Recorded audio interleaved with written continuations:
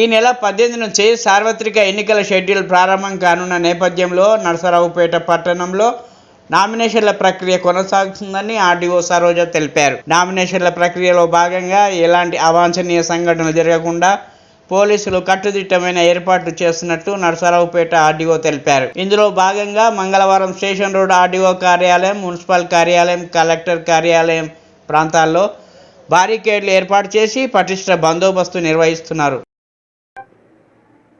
అందరికీ నమస్కారం అండి.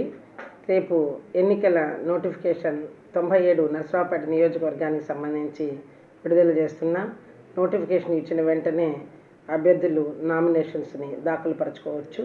ఉదయం 11 గంటల నుంచి సాయంకాలం 3 గంటల వరకు నామినేషన్లను స్వీకరిస్తాము. నామినేషన్లను స్వీకరించే సమయంలో 5గురిని మాత్రమే రిటర్నింగ్ అధికారి ఛాంబర్లోకి అనుమతించబడతారు.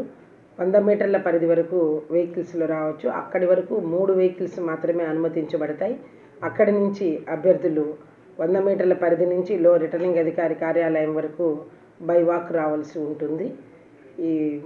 ఎక్కడ ఎటువంటి అలజడులు లేకుండా ప్రశాంత వాతావరణంలో నరసరావుపేట నియోజకవర్గంలో ఎన్నికలు సక్రమంగా నిర్వహించడానికి అన్ని రాజకీయ పక్షాలు సహకరించవలసిందిగా కోరుచున్నాం. Thank you. టైం అండి చెప్పాను, ఉదయం 11 నుంచి సాయంకాలం 3.